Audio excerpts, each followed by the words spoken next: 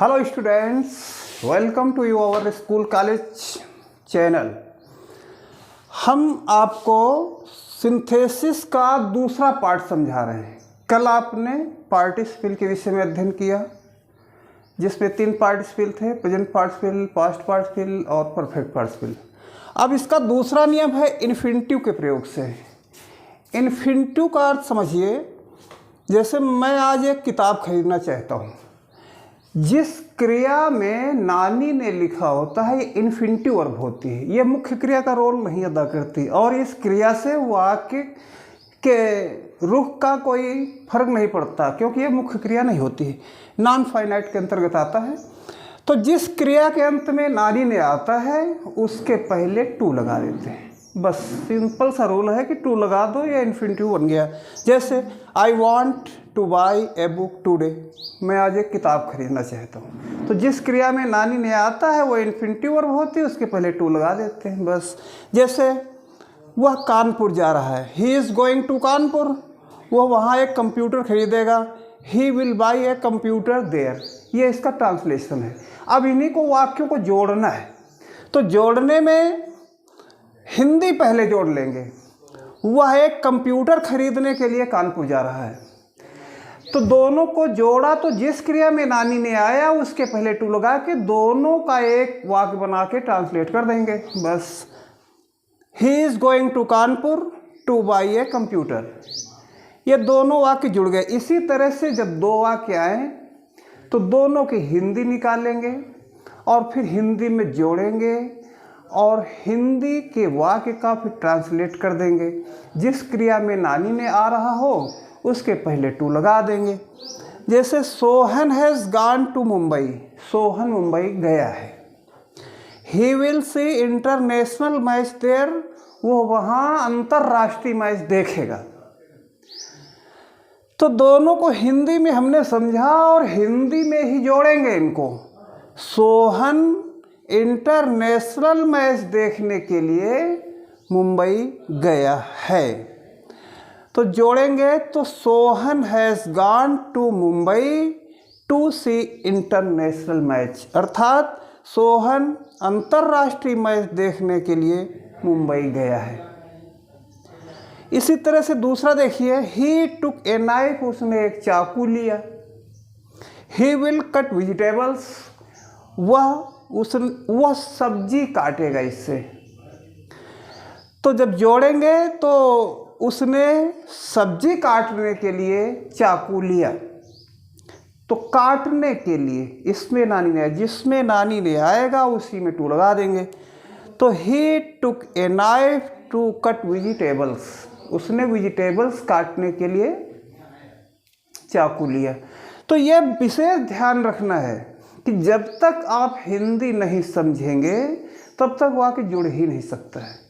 इसके लिए आपको किताब का सहारा लेना पड़ेगा। किताब में एक्सरसाइज लिखी है, उसकी हिंदी निकालना पड़ेगा। अगर कोई मीनिंग कठिन है तो डिक्शनरी से उसकी मीनिंग लिखना होगा। दोनों की हिंदी निकालेंगे, फिर हिंदी में वाक्य जोड़ेंगे और जब जुड़ जाएगा तो उसी का ट्रांसलेट कर देंगे। बस जुड़ गया आराम से।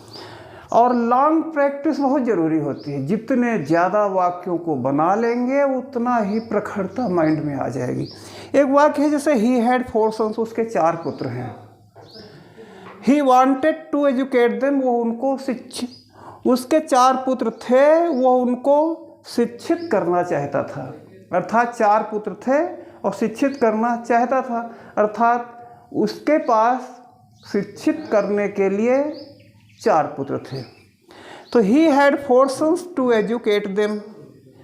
इस तरह से हम ये देखते हैं कि दोनों वाक्यों को हिंदी निकाल के एक में जोड़ते हैं तो बड़े आराम से वाक्य बन जाता है और यह नियम जुड़ जाता है। ये नियम सरल भी है, बड़े आसानी से आप लोग एक्सरसाइज कर सकते हैं। जब कभी कोई प्रॉब्लम हुआ करे तो आप फ़ोन से भी पूछ सकते हैं या विद्यालय खुलेगा तब भी जानकारी ले सकते हैं यहाँ पे। लेकिन पढ़ाई आपकी है, आपको इसमें जुटना होगा पढ़ने के लिए। कोई कठिनाई होने पर विद्यालय में संपर्क कर सकते हो या फ़ोन से पूछ सकते हो कुछ। इसके बाद जो अगला नियम है वो रूल नंबर 3 है। रूल नंबर 3 जो है वो रूल नंबर 3 ये नॉमिनेटिव एब्सोल्यूट के प्रयोग से।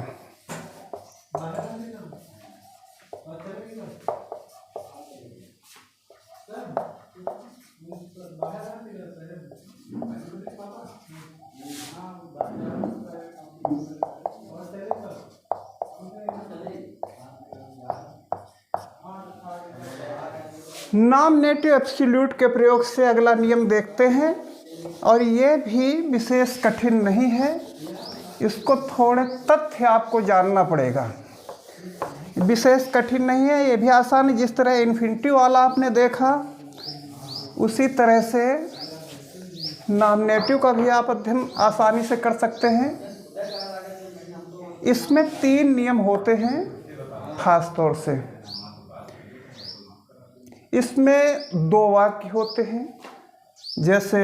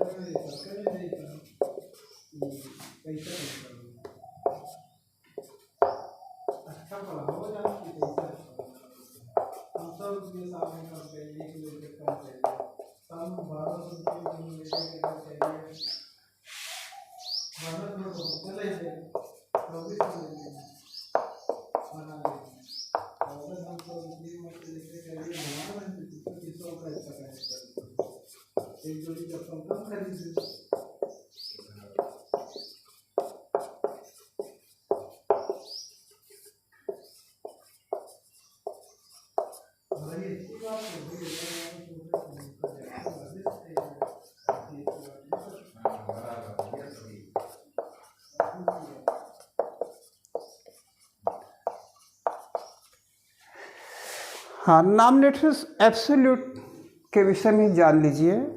इसमें 3 नियम हैं। पहला नियम है कि जब 2 वाक्य हों तो आपको पहला वाक्य देखना है। केवल पहले वाक्य में जो लिंकिंग वर्ब होनी चाहिए, और लिंकिंग वर्ब क्या है? Is, am, are, was, were. ये लिंकिंग वर्ब भी हैं और ये हेल्पिंग वर्ब भी हैं। अगर is, am, are, was, were के बाद कोई मुख्य क्रिया लिखी हो, मेन वर्ब हो, तो उनको हेल्पिंग वर्ब कहा जाएगा।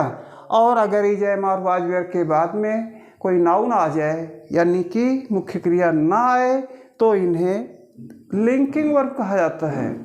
और जब वाक्यों को जोड़ते हैं तो is, am, are, was, were की जगह बीइंग लिखकर अगला वाक्य जोड़ देते हैं। आई थिंक वीडियो में बी लॉन्ग, इसलिए मैं आपको पूरे नॉमिनेटिव का अध्ययन कल बताऊंगा। साथ में एक नियम फिर और बताने का प्रयास किया जाएगा। वीडियो लंबा होता है तो डाउनलोड करने में भी दिक्कत होती है। आप लोग कल इसके विषय में जानकारी लेंगे।